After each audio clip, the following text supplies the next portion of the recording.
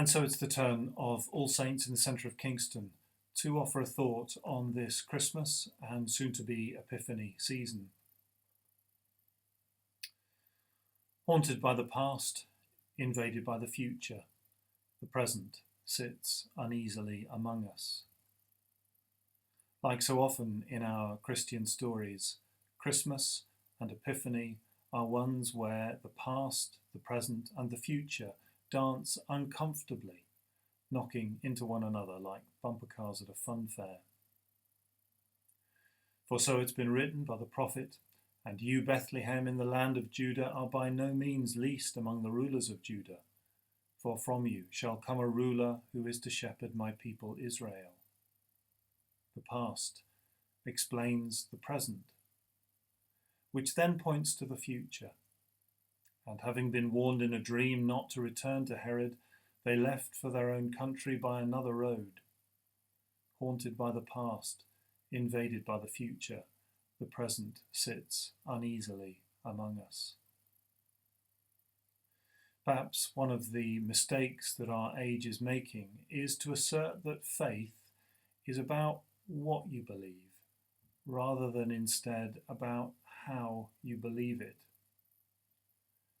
Not so long ago, I heard Archbishop Rowan Williams being interviewed by Grayson Perry, and one of the things that he said was to point out a distinction that Cardinal Newman had once made when noticing that people will often die for a cause, but rarely for a conclusion. All too easily, I wonder, faith is defined by a set of concrete facts, conclusions, rather than the principles, the cause that those facts point to. And so we could celebrate the Feast of Epiphany for its apparent facts, provable or not, about wise men and stars and the genocide of a frightened king, or instead try to understand what it suggests about how we might believe, not what to believe. And so wonder what it says to us about the nature of living and about how the present is so often haunted by the past as much as it is invaded by the future. I suspect we increasingly think about the past now and its impact upon us and those around us. From public policy to popular psychology, we know that how we and others are nurtured has an impact upon our life chances. But that the future invades us, ripping a hole in our happiness, is maybe less thought about. Yet I think it's true.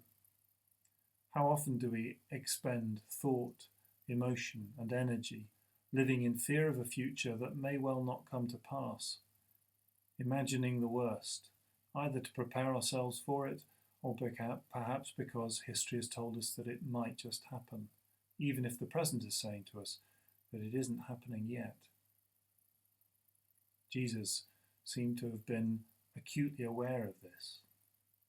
Why worry about tomorrow, what you'll eat or what you'll wear?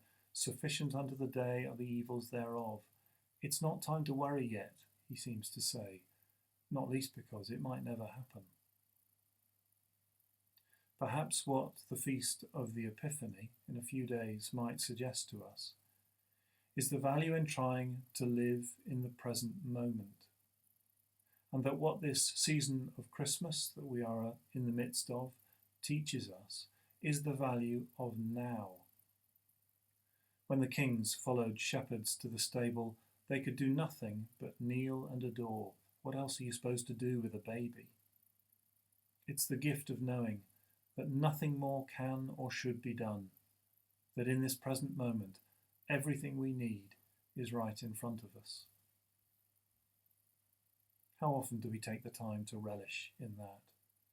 How often do we take the leap of faith to trust in that? Jesus embodies Christian hope, which isn't fairy dust promising an end to all of life's ills, just the opposite in fact.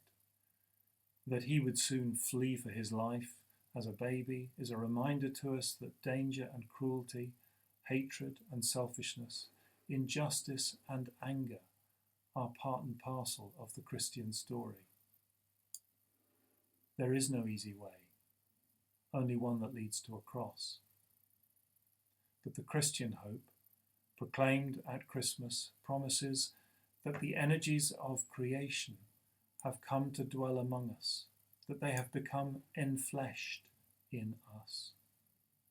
And though the past may have been painful and the future remains uncertain and frightening, the capacity, the strength, the will to survive it is here, and it is here, full of grace and truth, and ready to share its glory.